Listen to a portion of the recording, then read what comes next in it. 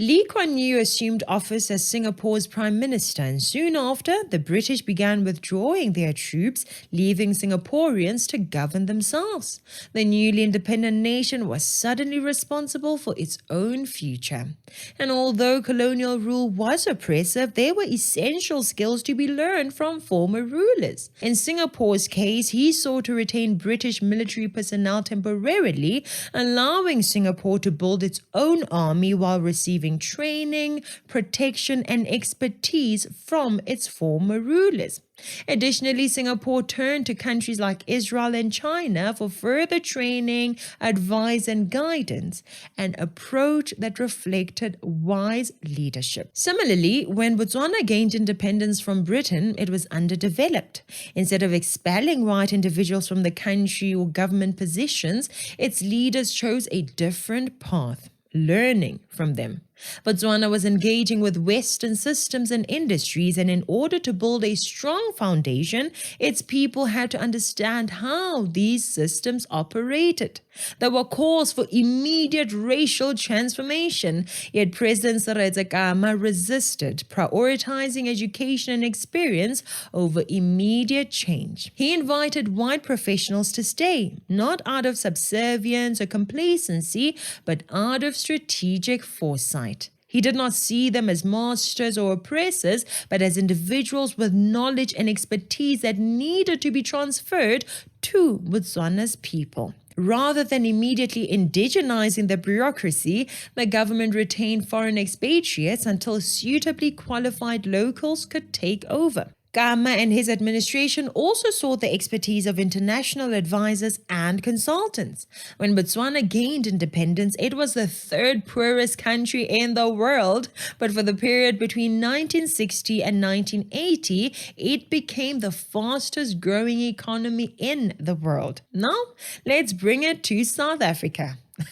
After gaining freedom in 1994, we are now one country. That was Mandela's vision, right?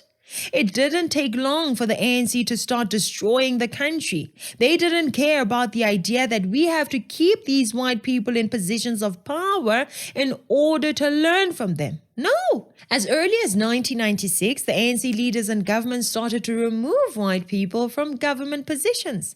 The excuse that they used was that white people were resistant to transformation. I mean, you guys just took over 2 years ago. What resistance to transformation do you have to even talk about? And I am not oblivious to the fact that indeed there are white people who are very much against transformation. But honestly, what experience did the ANC have in running the affairs of the country that gave them the confidence to demand transformation within 2 years of attaining power? This is similar to a child being born, and within 1 month, the parents and the child start demanding that the child should be given a house and a car and jobs with all the benefits. You have to go through a learning process, right? You don't just jump into a powerful position, right? Well, not according to the ANC. The ANC introduced early retirement packages in order to get rid of the white people. And to tell you what is wrong with early retirement packages, the communists themselves who supported the ANC in this agenda all those years ago can clearly tell you what is wrong with this stupid idea. Pasatu says governments plan to offer voluntary early retirement to civil servants and replace them with younger ones would lead to a brain drain in the public sector. It comes after Finance Minister Enoch Godongwana announced plans to reduce the public sector wage bill over the next 2 years by targeting 30,000 workers. There will definitely be a skills vacuum. The comrades were coming from holding guns and doy-doying. They still needed to gain experience and knowledge in the matters of office jobs. They needed a learning curve. Apart from early retirement, they also introduced voluntary severance packages just to make space for black people.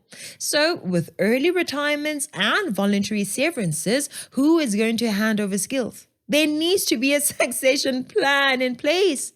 Sabotaging trains and planting bombs on bridges may be simple. Yes, it's scary and dangerous, but it is simple. but being an engineer is not simple. Being a politician may be simple, but being a town planner is not simple. Skills and experience, the credentials that allow you to be called qualified, should never be ignored, and that is what the ANC was missing. Get rid of the qualified, tried and tested professionals, and soon enough you will have schools being built on wetlands and sewage pouring into classrooms. Soon enough you will have people dying because of cholera, because corruption is more important than getting the right person for the job. Since the Constitution had mentioned representation, the ANC ignored the fact that representation must also be accompanied by merit. Large amounts of money were used to get white people to leave their positions as civil servants. Imagine, what will it take for you to leave this position that you have as a director or a manager within this government department? I'm sure that some white chaps made off with generous packages. Just think about this. By the end of 1998, the ANC had been in government for merely 4 years, and they had already gotten rid of 56,985 white workers from government roles. And in these numbers, I don't include the numbers that were lost in the defense forces. The amount of skills being lost by these buffoons who think holding a position as an accountant is similar to being good at accounting. I mean, even having a varsity qualification in engineering does not make you an engineer until you have practiced for some time. A baby is not an adult until the baby learns to do what adults do. If the baby fails to learn how to talk, if the baby never learns to take care of himself, if the baby does not conduct himself as an adult, he is as good as a baby even at 40 years old. You don't have experience, now take time to learn from the skilled people. That is why you see that the same white people that were kicked out of these government positions did not all become poverty-stricken right after that. They started private companies that thrive to this very day because their skills are valuable even in the private sector. The ANC didn't care because in the 4 years after 1998, they purged an additional 60,000 white workers from the government positions. Just imagine that. And all of this happened during the times of Nelson Mandela and Thabo Mbeki, by the way.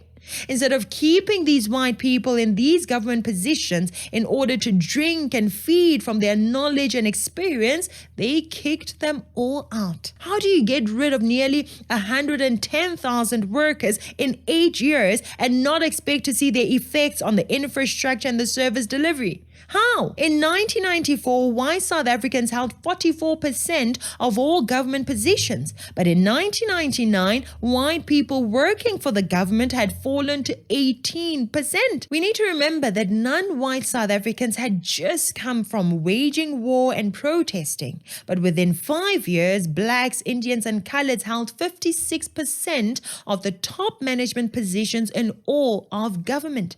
They also held 46% of all other managerial positions. And of course, when you put cadres into these positions, they begin to disrupt the processes. If you have ever been in an organization where people behave like the place is an ANC rally, you will know exactly what I mean.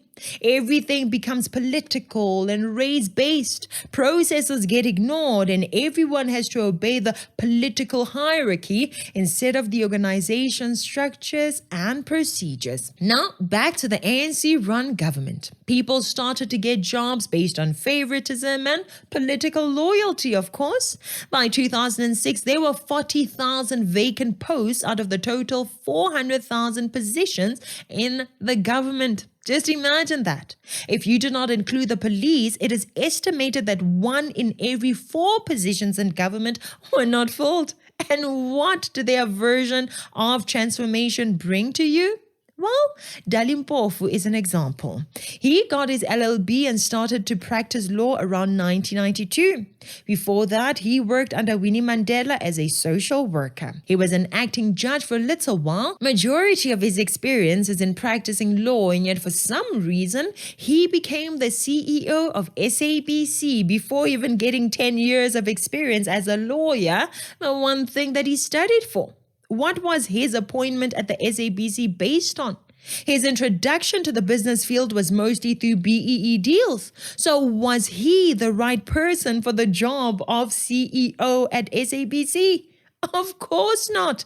But hey, he is black and he's connected to the ANC comrades, so that is all that matters, right? From the time that the ANC came into power, you will see that the government and SOEs were immediately put into black hands.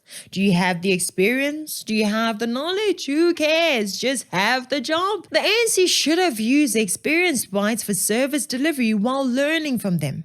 They could have made sure that they understand the systems first.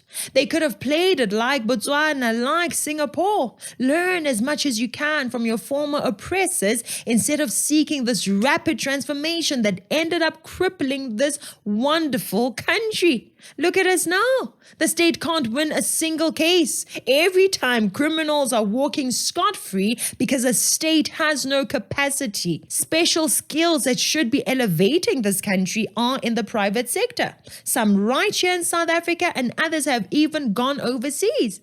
Now, how do you justify that?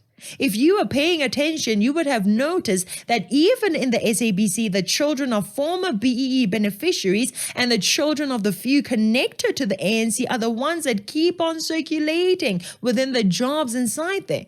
Very seldom do you see actors, producers, presenters from unknown backgrounds. We are given inexperienced and incompetent reporters. They are giving reporters to report the news when clearly they cannot do it well. Public speaking is a requisite for such jobs, but some people simply get the jobs even without the skills or abilities. One on the radio, two on the TV. Meanwhile, these kinds of jobs are so few and yet highly sought after. Anyway, that was just a tantrum, guys. I wanted you to see the issue of cadre deployment and how it was played out. Why we have people who are not careful and willing to do their jobs well. Many of them are the result of the ANC cadres taking up all the air within these institutions, and of course those cadres destroy the quality of hiring and of service delivery. Anyway, that's it for today. Please like and share this video with other citizens. Please subscribe and join our channel membership, and thank you so much for watching. I'm Cadre. This is Citizen Concerned, and until next time, beware of the comrades.